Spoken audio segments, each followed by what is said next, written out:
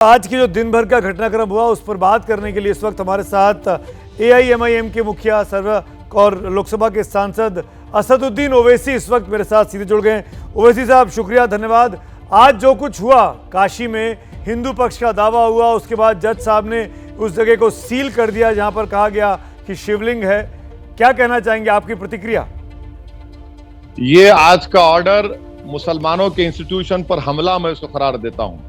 और क्यों कहता हूं ये बात, क्योंकि लोअर कोर्ट को कोई अख्तियार हासिल नहीं है कि वो सुप्रीम कोर्ट के फैसले के खिलाफ जाएं और पार्लियामेंट के बनाए हुए कानून के खिलाफ जाए। 1991 का एक्ट ये कहता है कि किसी मजहबी प्लेस का, चाहे मंदिर हो या मस्जिद हो, जो 15 अगस्त 47 को थी, उसका नेचर और कैरेक्टर नहीं चेंज किया जाएगा। आज ये कि जो ऑर्डर दिया गया है वो नेचर और कैरेक्टर को चेंज करता है। दूसरी बात आप सुन लीजिए कि सर्वे कमिश्नर रिपोर्ट नहीं देता कोर्ट को, दूसरे पिटिशनर जाकर कोर्ट को बोलते हैं और बगैर मुस्लिम पक्ष को सुने वो सील कर देते हैं। तो इसीलिए हम ये कहते हैं कि कोर्ट का ऑर्डर सरासर गलत है, नाइंसाफी पर मुबन्नी है और 91 और सुप्रीम कोर्ट के जजमेंट का वायलेशन करता है। और एक बात सुमित भाई, 1991 में इलाहाबाद हाई कोर्ट ने इसी मुद्दे के ऊपर इस पर स्टे लगाया, वो स्टे आज भी है।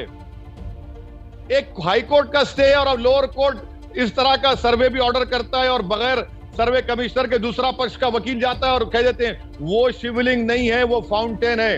वो इंतजामिया कमेटी ने अपने बयान में कह दिया मीडिया को कि वो फाउंटेन है।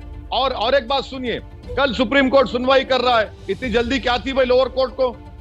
कुछ तो पासो लिहाज। पर असद भाई उस जगह को बनाए रखने के लिए मौजूदा स्वरूप में ये कहा है जज साहब ने, ये थोड़ी कहा है कि उस पर हिंदुओं को कब्जा दे दो, उसमें कोई छेड़छाड़ ना हो, कोई तोड़फोड़ ना हो, इसका इंतजाम किया गया है। सुमित भाई, हम तो दूध के जले छाछ छाछ को फूंक करने, हम तो पूरा जिस्म जला लिए बाबरी मस्जिद में। दिसंबर 1949 को ऐसा ही हमसे किया गया था कि हमने ईशा की नमाज पढ़ी, रात के अंधेरे में मूर्तियां रखी गई और मस्जिद को हमेशा के लिए बंद कर दिया गया और पूजा अलाउ कर दी गई। मैं इसीलिए कह रहा हूं कि जिस तरह से बाबरी मस्जिद को छीना गया, वो ही टेक्स्ट बुक स्टाइल में तारीख को दोहराया जा रहा है, वही था। और आप बोलिए कि 91 के एक्ट में क्या है, अगर आज आप उस एरिया को सील कर रहे हैं तो क्या नेचर और कैरेक्टर को चेंज नहीं कर रहे हैं आप किसी प्रॉपर्टी के? आप तो सुप्रीम कोर्ट के फैसले का वायलेशन कर रहे हैं। और सुमित भाई मुझे इजाजत दीजिए, अगर आप कहेंगे तो मैं आपको प्लीज सुमित भाई, मैं आपको पैराग्राफ नंबर 83 पढ़कर सुनाता हूं। सुनाइए, बताइए। सुप्रीम कोर्ट ने बाबरी मस्जिद के टाइटल सूट में पैराग्राफ नंबर 83 के एंड में कहा था कि the parliament has mandated in no uncertain terms that history and its wrongs shall not be used as instruments to oppress the present and the future. Sumit भाई मुझे इजाजत दीजिए पैराग्राफ नंबर 82 का कहने के लिए, पढ़ने के लिए। सुप्रीम कोर्ट ने पैराग्राफ 82 में उस वक्त के होम मिनिस्टर का स्टेटमेंट जो 12 सितंबर 91 को राज्यसभा में कहा था, कि क्या कहा था, क्योंकि पार्लियामेंट ने कानून बनाई तो उसका इंटेंट भी देखना। इंटेंट क्या था?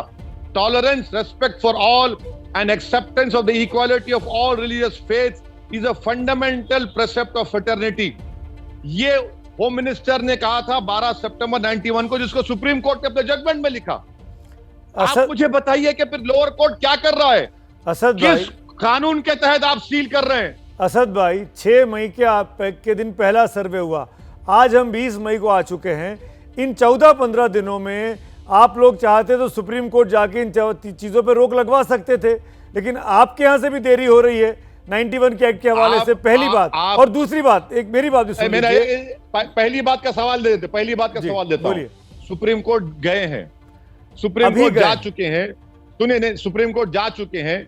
सुमित भाई मेरे बात सुनिए, अगर आपका मेरा झगड़ा चल रहा है और आपके पास 1991 का एक हाई कोर्ट का स्टे है, मैं नहीं जाता हूं पार्टी किसी और को, हमारे पंकज को बोलता हूं कि पंकज आप चले जाइए पार्टी बनकर सुमित भाई के खिलाफ, तो सुमित भाई बोलेंगे यार मेरा स्टे है असद के खिलाफ, पंकज कैसे जाएगा? तो पंकज साहब चले गए और लोअर कोर्ट, हाई कोर्ट भी नहीं, लोअर कोर्ट कहता है कि हाँ बेटा करो। मतलब अरे हाई कोर्ट का स्टे क्या होगा फिर बताइए आप? मतलब यही हुआ ना कि आप लोग सोचते रह गए और वो तो उन लोगों ने तैयारी अच्छी कर ली।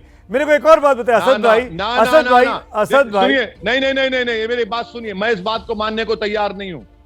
चलिए हम सोचते नहीं रह गए, हम आज भी कह रहे हैं कि 91 के एक्ट के तहत ये गलत है। हम आज भी कह रहे हैं कि सुप्रीम कोर्ट का फैसला देश के लिए कानून है। मेरे दो सवाल। ये कोई सुनिए ये कोई क्रिकेट मैच नहीं है। मेरे दो सवाल। असद भाई, असद भाई कह रहे हैं कि वो बाजी मार ले, असद भाई नहीं मारे बोल रहा हूं मैं आपको। असद भाई, जो नंदी है अंदर कॉरिडोर में, उसका फेस ज्ञानवापी की तरफ है, उसका फेस उसी कुंड की तरफ है जहां पर आज शिवलिंग होने का दावा किया गया हिंदू पक्ष की तरफ से, और ये अपने आप में अनूठा है। बिल्कुल नहीं है वो शिवलिंग, वो एक फाउंटेन है। तो ये नंदी की तस्वीर उल्टी क्यों है? अमूमन नंदी की तस्वीर शिव जी की ओर होती है, तो इतना तो आप भी जानते हैं। मेरे भाई, आप हिंदुइज्म के एक्सपर्ट हो सकते हैं, मैं संविधान का स्टूडेंट हूं, और संविधान का स्टूडेंट होने के नाते मैं आपसे कह रहा हूं कि इसका फैसला हो चुका है। मैंने आपको भी सुप्रीम कोर्ट का पैराग्राफ पढ़ के सुनाया। नहीं, अगर आप इजाजत दें असद तो भाई, फिर मैं से आपकी बात आप सुनिए जी, बोलिए। Parliament has mandated, supreme court कह रहा है, parliament has mandated in no uncertain term that history, stress देगा, history and its wrongs shall not be used as instruments to oppress the present and the future। अब supreme court से बढ़ के क्या हो सकता है? 91 एक्ट का आप लोग बार बार हवाला दे रहे हैं। ये एक्ट तो बदला भी जा सकता है पार्लियामेंट में, इसको लाया भी जा सकता है अमेंडमेंट आने वाले वक्त में। आप सही कह रहे हैं, मगर तावक्त ये कानून रहेगा, उस पर अमल होगा। मैं चाहता हूं ना कि देश के प्रधानमंत्री देश को बता दे, उनके पास लोकसभा में राज्यसभा में मेजॉरिटी है। यही तो हमको खतरा था जब बाबरी मस्जिद का फैसला आया था। शायद आपने मुझे मेरा इंटरव्यू भी किया होगा। मैंने कहा कि कल ये 91 के एक्ट को ये लोग बर्खास्त कर दे सकते, या कह सकते कि हाँ ये एक्ट का एप्लीकेशन काशी पर नहीं होगा, ज्ञानवापी पर नहीं होगा, मगर अभी एक्ट है, कानून है, तो कानून को फॉलो करना असद भाई, आपकी बात 1 मिनट में बांध लेता हूं, लेकिन आप इस बात का जवाब दीजिए, आने वाले वक्त में अगर इस कानून को रिवोक किया जाता है, अमेंड किया जाता है, तो वो सरकार के हाथ में है, वो चाहे वो रुख ले सकती है। ऐसे में सुनिए मेरी बात, मेरा सवाल पूरा नहीं हुआ। ये इंप्रेशन जा रहा है, काशी के लोग, हमारे रिपोर्टर्स वहाँ से तमाम रिपोर्ट्स फाइल कर रहे हैं कि असदुद्दीन ओवैसी इस तरह की बातें करके मुसलमानों को उकसा रहे हैं, भड़का रहे हैं। बीजेपी के पास मैंडेट है, वो चाहे तो संसद में नियम बदल देगी, मेजॉरिटी है। सुनिए, नहीं कर सकती बीजेपी, क्योंकि आप देखिए सुमित भाई, आप प्लीज समझा करिए मेरी बात को। आपके दर्शकों को मैं बताना चाह रहा हूं, सुप्रीम कोर्ट ने पैराग्राफ नंबर 83 के एंड में क्या कहा, मैं आपको एक बार पढ़ के सुना देता हूं। फिर सुना रहे हैं तीसरी बार। सुनिए सर, सुनिए क्यों नहीं कर सकती सरकार? क्योंकि सुप्रीम कोर्ट ने कहा कि 91 का एक्ट ये भारत के संविधान के बेसिक स्ट्रक्चर का हिस्सा है। आप सुन लीजिए, सुप्रीम कोर्ट ने कहा कि which has the status of being a basic feature of the constitution.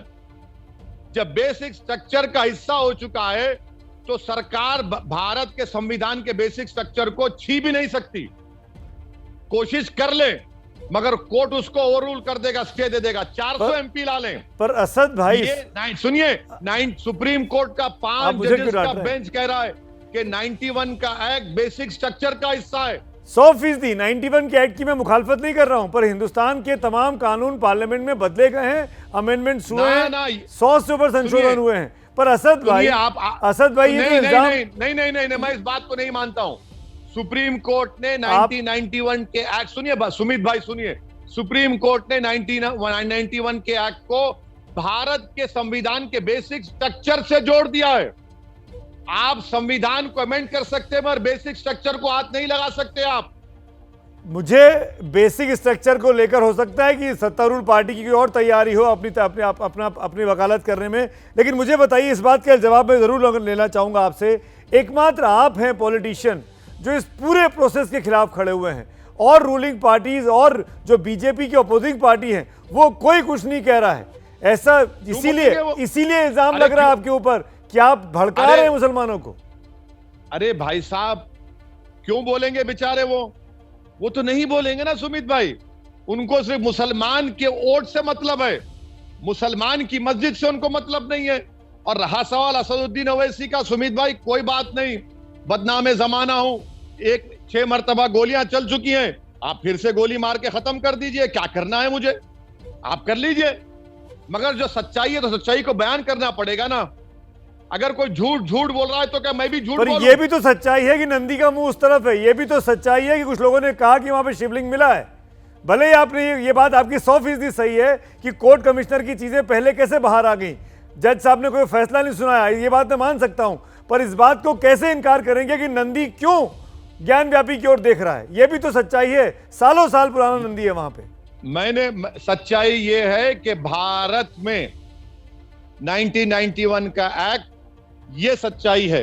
सच्चाई ये है कि सुप्रीम कोर्ट का जजमेंट सच्चाई है।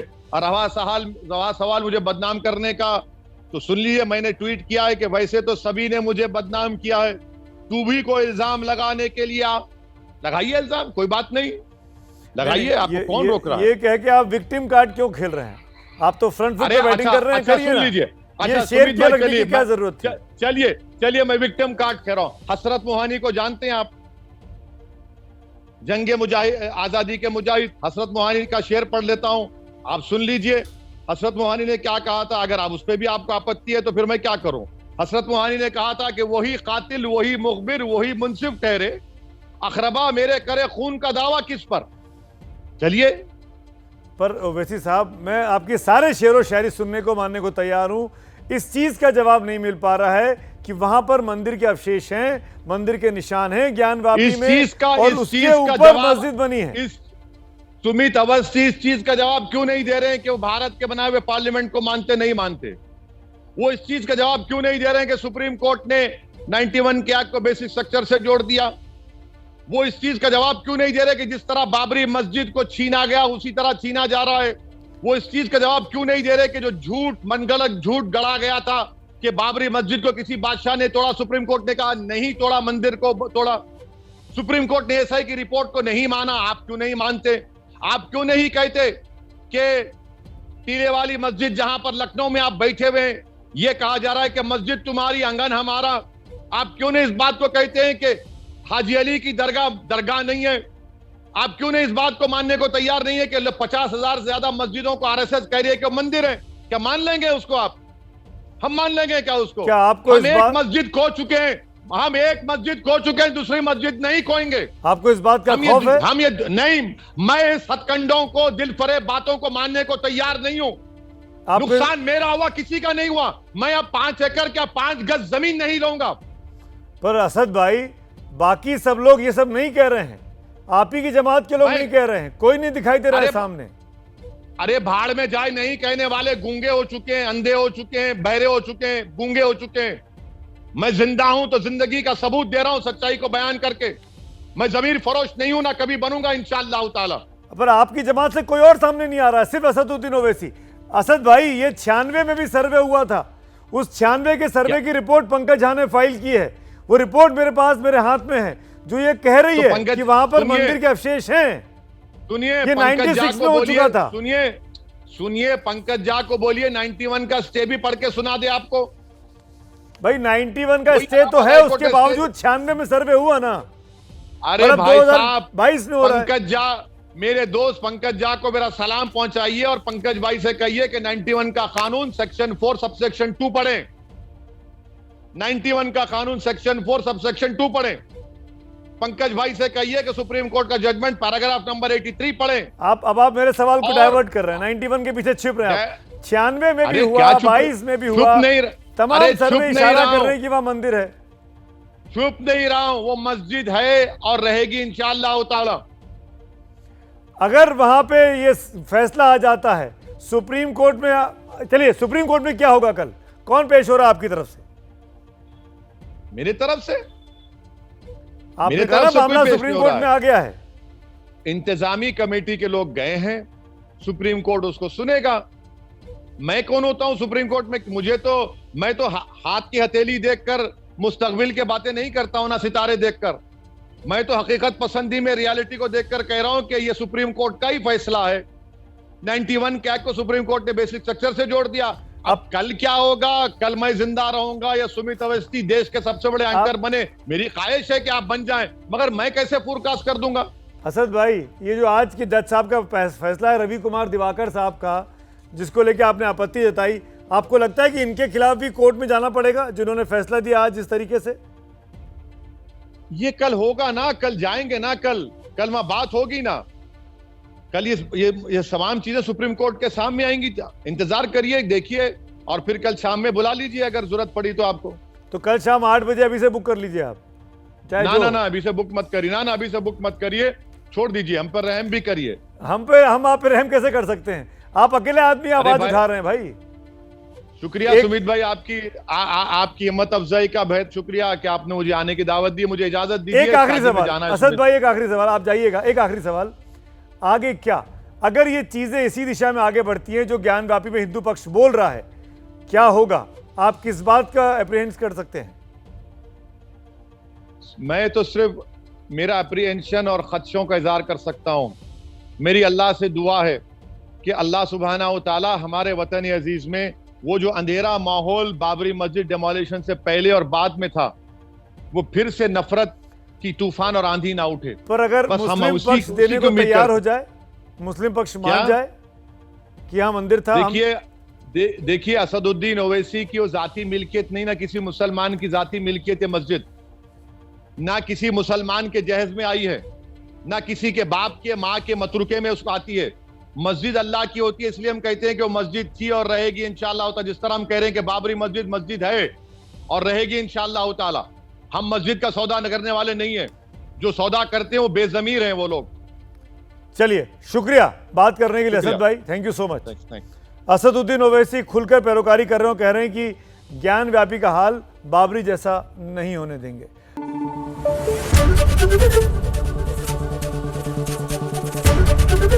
एबीपी न्यूज आपको रखे आगे।